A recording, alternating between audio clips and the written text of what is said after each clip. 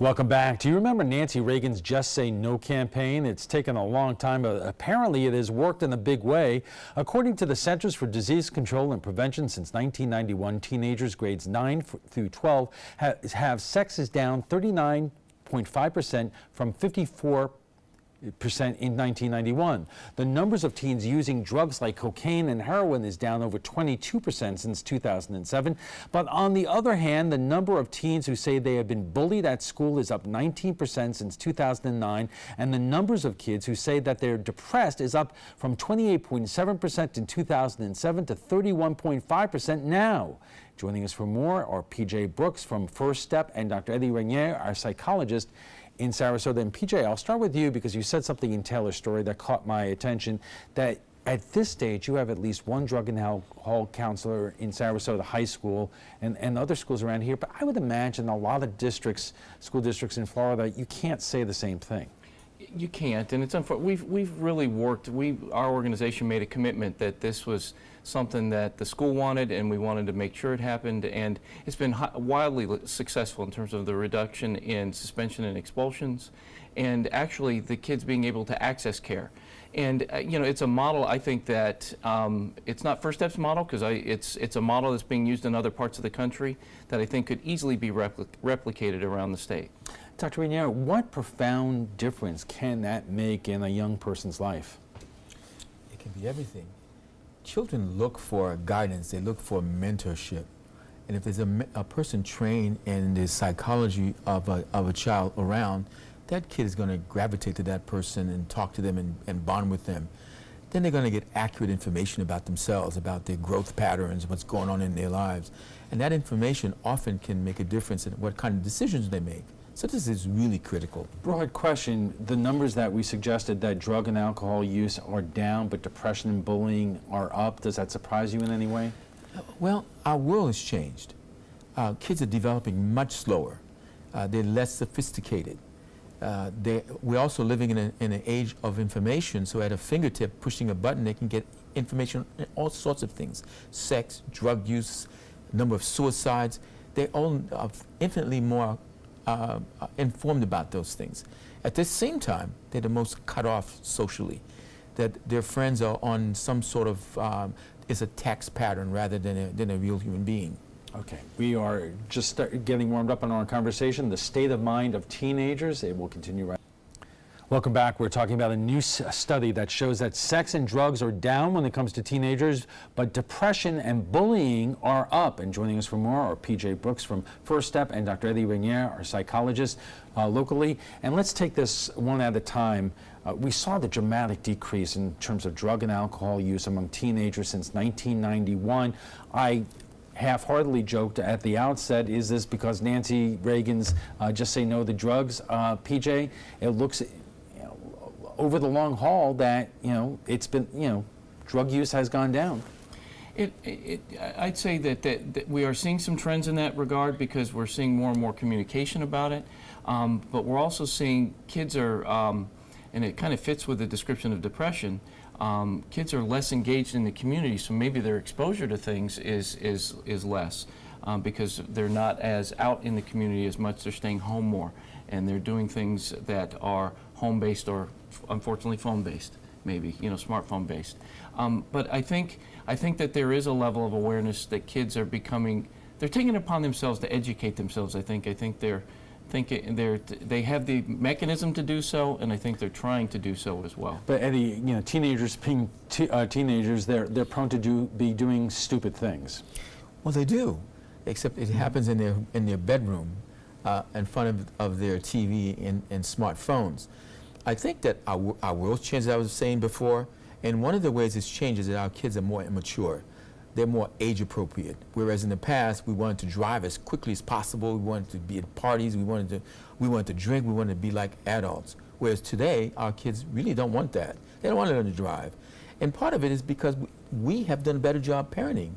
We have been better parents. But let me ask you about that, because we also report sex among teenagers are down. But you said that a lot of stupid things that our teenagers could be doing, it could be in the bedroom with the cell phone and so forth. I remember being at the FBI Citizens Academy a couple of years ago with their cyber crimes division. and they showed us what they are seeing, and some of it in terms of chat rooms and what teenagers are doing is downright scary. That's true. But what you do behind a screen can't harm you immediately. So we're not seeing that. What we're seeing, though, is the social isolation that's leading to depression, the divorces, the family conflicts are causing other problems. And since the kids are cut off from each other, they're not touching each other, they're not with each other physically, that's creating some other emotional consequences. And that, you know, I did want to ask or make a distinction between marijuana use and cocaine use and prescription drug use. Yeah, the trends with regard to illicit drugs, which are heroin, cocaine, morphine, the street drugs, is down among adolescents. But unfortunately, prescription drugs, and again, they've just recently started looking at it for adolescent use, is at 1 out of 7. Okay, and we're going to talk more about that in just a moment. We're just getting warmed up. Our conversation on the state of mind of teenagers will continue right after this break. Welcome back. We are talking about a new study that shows sex and drugs are down when it comes to teenagers, but depression and bullying are up. And joining us for more are PJ Brooks from First Step and Dr. Eddie Rainier, a psychologist in Sarasota. And PJ, in the aftermath of Parkland, there's been so much more attention in terms of looking into not only drug and alcohol, but the mental health needs of our teenagers there. Are we getting the message here in Sarasota in terms of our local schools and what these kids need to hopefully avoid, kids that go awry and do the things that we've seen on television? I believe they are. I think that as we shared that we have the program at Sarasota High School, prior to Parkland, the decision was made to pursue the opportunity to expand to Riverview and Northport High School, which is going to happen.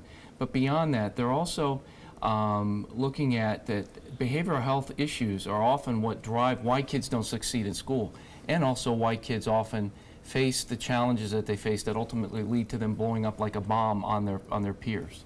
PJ, the good news here was that drug and alcohol use are down, but bullying and depression are up. Let's take that one at a time. I mean, there were always schoolyard bullies back when you and I were going through the grades, but why do you suppose it's up now?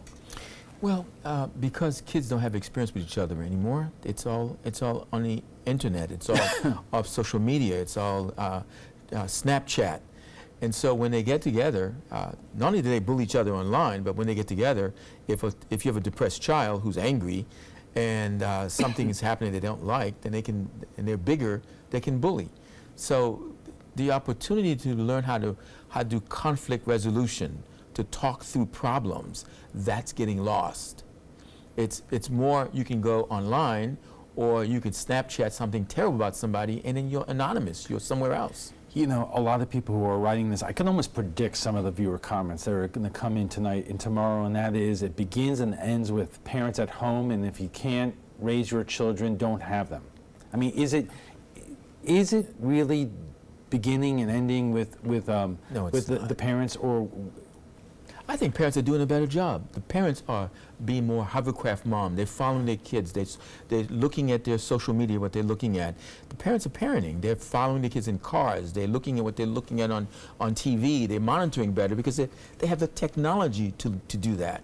What's missing, though, is the human touch, how to conflict resolve, how to deal with when you don't like somebody, how you deal with your feelings. You can't do that just on social media. You need to be interacting with someone to learn to do that. Is that an issue of resources that are no longer in the public schools but used to be years ago, or is it just that life in general has changed? I think life has changed, and it's changing so fast we can hardly keep up with it.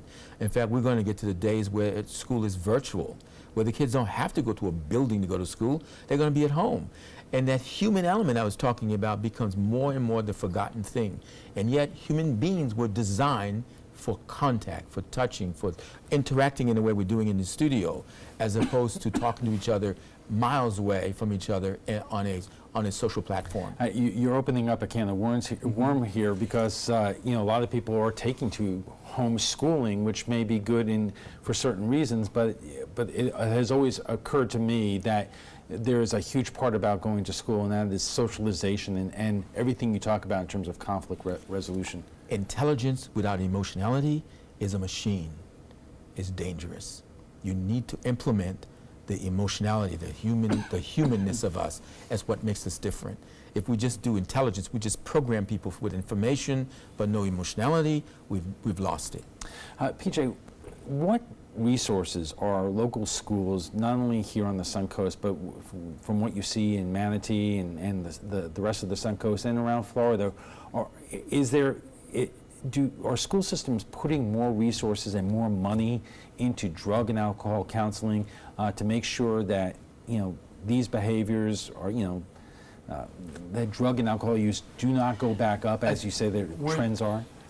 They're putting it where they can. And I think that community partners such as ourselves and other agencies around the state are looking at their own resources and recognizing, we need to step in somehow and partner with, like we did with the expansion of the program. Gulf Coast Community Foundation is assisting the school district with some funding support. But looking at how you can make those connections that we all have to jump in together. And if the easiest way to get to kids is to reach out through the schools, well then us community agencies need to integrate more, and I think that the districts are looking at that.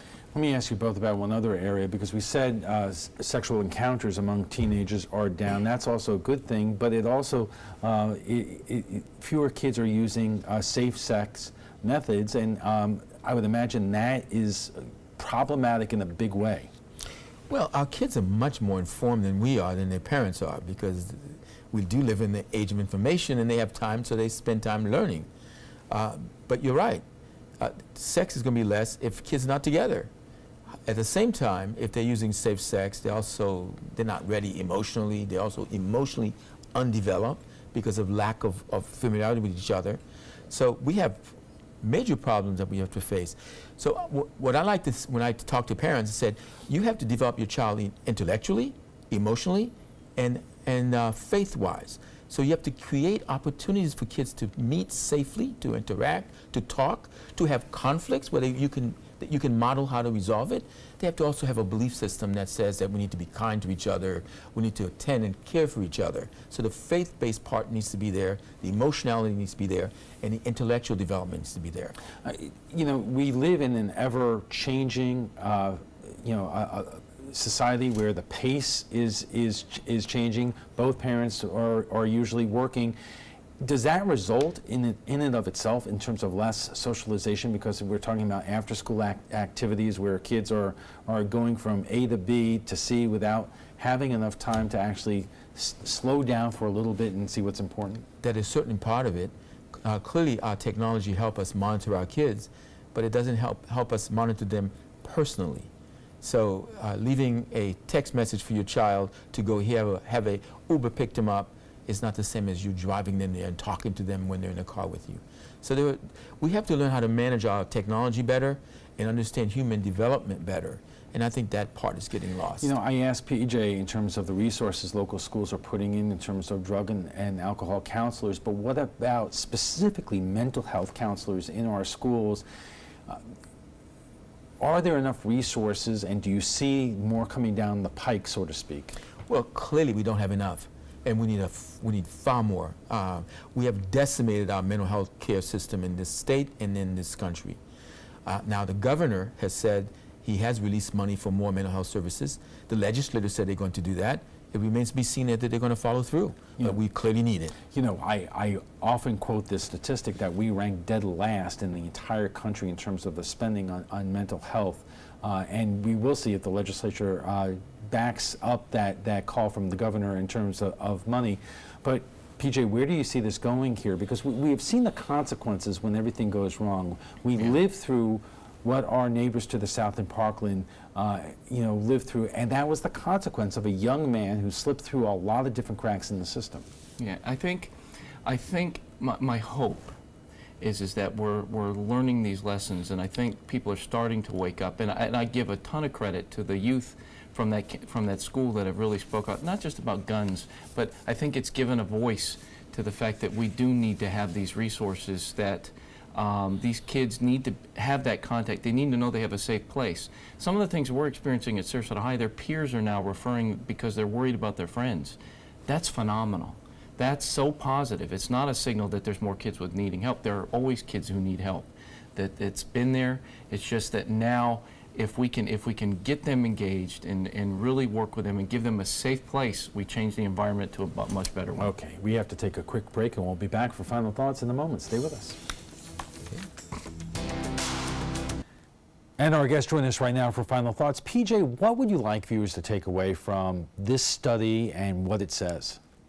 That that we can have a sense of hope that things can change, and I think that if we continue to see trends, that that we have keep supporting the changes that are being made with the integration between schools and communities and families. But you're also very careful to say that even though the trend in terms of drug and alcohol use is going in the right direction, be aware, because that can turn around very quickly. It doesn't mean the job is done. The thing is it takes constant effort. You don't build a house by driving one nail. You know, you got to keep putting the nails in. You got to keep going forward, and I think we get lost in thinking that it's, you know, the job is done and see everything's okay. Doctor, the reverse is when we hear about bullying is up, so is depression. You know, what's the quickest way to reverse that trend? Well, I think, first of all, we need to take a bow. Parents are doing a better job parenting, I believe. At the same time, there are new challenges. The new challenge is isolation and the impact of divorce. So the best way to make things better quickly is really have a better relationship with your child. Talk more with them. Make time available. Even in this busy world, make time available. Let me ask you a specific question, because you know, in many cases, our insurance does not pay for psychological treatment. Is that a big impediment in terms of keeping young people, you know, on the right track? Absolutely. Parents frequently contact my office, and I'm not on their insurance panel. Insurance companies should not determine who treats a child. The parent in that profession should be the decision maker. And so we as a society need to put pressure on legislators to make sure that health care coverage is available for everybody. And mental health care is part of that coverage. Yeah, good luck with that. Gentlemen, thank you very much. We want to thank both our guests, PJ Brooks from First Step and Dr. Eddie Raniere, a psychologist in Sarasota.